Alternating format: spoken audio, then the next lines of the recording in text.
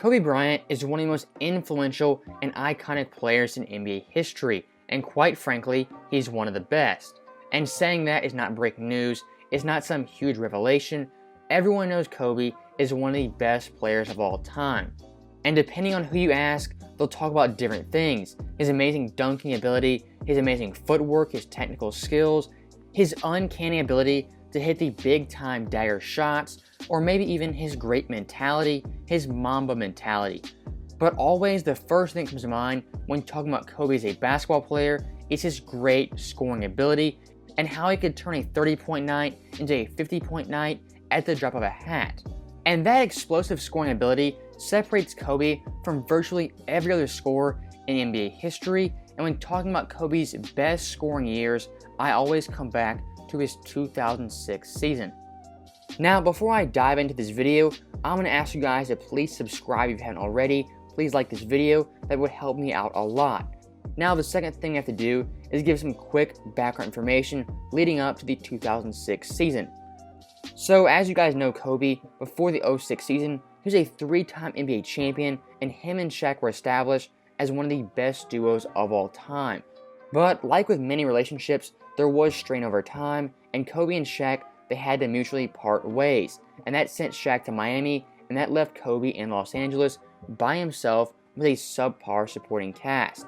In his first year without Shaq, it did not go great, and it did not go according to plan, as the Lakers had a 34-48 record, and they missed the playoffs, with Kobe only playing 66 games.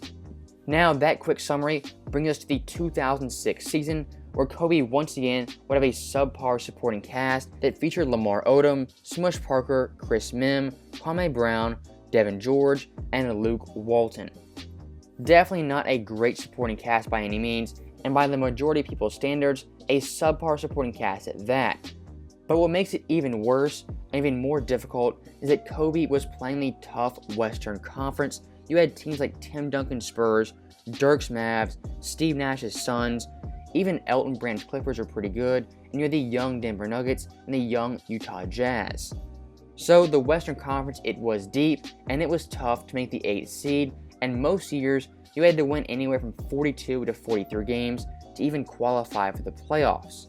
So with all that in mind, let's start looking at Kobe's 2006 season, and I'll show you guys how impressive it really was.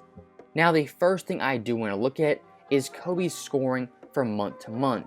In November, he averaged 33.5 points per game. In December, he averaged 32.0 points per game. In January, he averaged a ridiculous 43.4 points per game.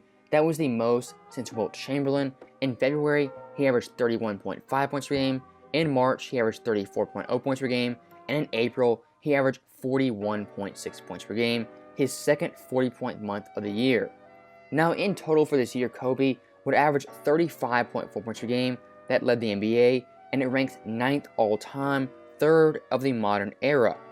And what makes it more impressive is that Kobe was playing one of the slowest pace eras of all time. And the 2006 season was actually the 5th slowest pace year in NBA history.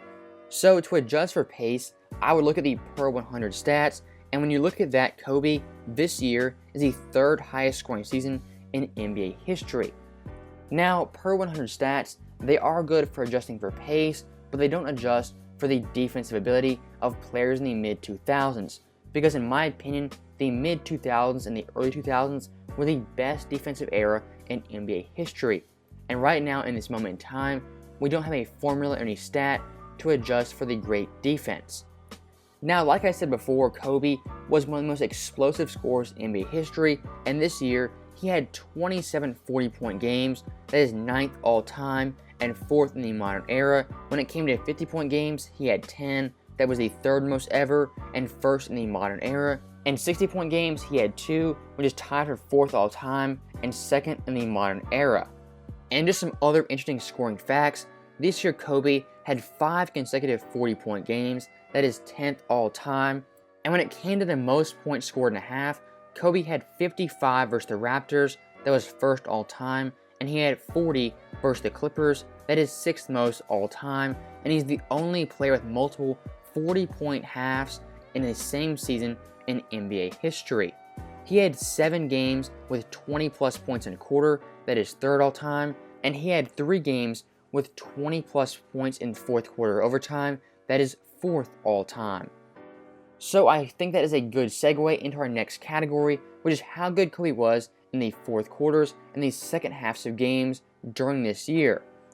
So when it came to 4th quarter scoring, Kobe averaged 9.5 points per game, that was 1st in the NBA, and he had 715 total points, that was also 1st in the NBA and 1st all time. When it came to second half scoring, Kobe averaged 18.5 points per game, that was 1st in the NBA, and he had 1,479 second half points, that was also 1st in the NBA and 1st all time.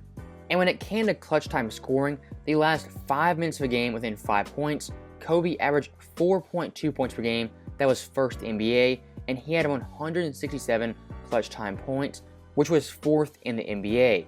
So at this time, Kobe was one of the best clutch time players, one of the best 4th quarter players, and one of the best late game closers. And that ability to be great in the 4th quarters is a reason a lot of fans loved watching Kobe Bryant. Now, somewhere where Kobe did not receive a lot of love was in the 2006 MVP race, as Steve Nash would win his 2nd consecutive MVP with really subpar numbers and not MVP caliber play. And Kobe had the 2nd most first place votes, but finished 4th overall when it came to total votes. Now, the MVP has a lot of factors that go into it: how great you are stats wise, how good your team is, and how valuable you are to your team.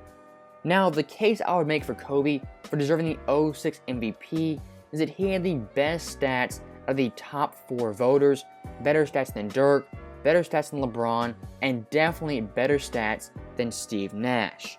Now, when it came to total wins, Kobe had 45 in the tough Western Conference, and that was a supporting cast that, like I showed you guys, was subpar and not up to standards.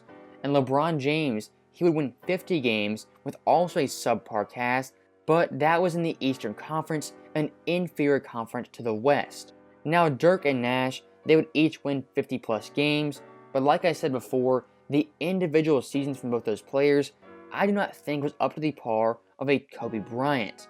And the last thing, and my last case for Kobe deserving the 06 MVP, is how valuable he was to his team. Steve Nash, his on-off rating was a plus 9.1, LeBron's was a plus 10.4, and Dirk's was a plus 8.2. Kobe's was a plus 12.5, a full 2 points ahead of LeBron James, 3 points ahead of Steve Nash, and 4 points ahead of Dirk. And one other quick fact that shows Kobe's value: with him on the court for this Lakers team, they had an offensive rating of 111.3. That would have been the 3rd best in the NBA. But when Kobe was off the court, they had an offensive rating of 92.4. That would have been the 3rd worst offensive rating in NBA history. So right there, I rest my case as Kobe being the MVP for this 2006 season. Now, the last thing I do want to talk about for Kobe this year is his offensive versatility and his great shooting from everywhere on the court. When it came to shots less than 8 feet, Kobe shot 58%. From the 8 to 16 foot range, the mid-range, Kobe was a 45% shooter. The 16 to 24 foot range, Kobe shot 42%. And from 24 feet back, Kobe shot 35%. All great shooting splits for a high volume score. Also, some other important stats that show how versatile Kobe was in scoring. When it came to shots in the paint, but not in the restricted area, Kobe shot 50%. When it came to strictly just mid-range, he shot 42.4%. When it came to left corner threes, he shot 47.4%. When it came to right corner threes, he shot 28.0%. And when it came to threes above the break, he shot 35.0%. So really the only weakness for Kobe was that right corner three. Everywhere else on the court, he was lights out and shooting very efficiently. And during this year, Kobe shot 66.3% on fadeaways and 76.5% on turnaround jump shots, once again showing his amazing offensive arsenal. Now, this year for Kobe and the Lakers, it would not end with a championship. It would actually end with a first-round exit as the Lakers blew a 3-1 lead to Steve Nash's Suns. But during that series, Kobe gave us some very memorable moments. He averaged 27.9 points per game on 50, 40, and 77 splits. He had a 50-point game, and he had 2 clutch game winners. And that series was high intensity and high drama as the media was at their peak with criticizing Kobe's play. They were calling him a ball hog, saying he wasn't passing to teammates. And effectively in Game 7, Kobe, he did what the media wanted him to do, and he started passing the ball and not shooting it. And by doing that in a weird way, he kind of showed how valuable he was to the Lakers team, as they didn't have a chance if Kobe wasn't shooting the ball and wasn't scoring at his 35 point per game clip. Now that's kind of a bittersweet ending to a very impressive season, but this year for Kobe, I think, was one of the best years of his career, and individually, you could argue it's his best year based off stats and data and just watching the games. I wouldn't agree with that, but I'm not going to push back against someone who would. And in the 21st century, this scoring year by Kobe, taking into account era, spacing, pace, I would say it's easily the best scoring season of the 21st century. And when it comes to the greatest scoring year of all time, I think it comes down to 2 years, Jordan in '87 and Kobe in 2006. So I think that right there is a good note to end this video. I hope I showed you guys how impressive Kobe's 2006 season was. And with that being said, thank you guys for watching. I'll see you guys next time.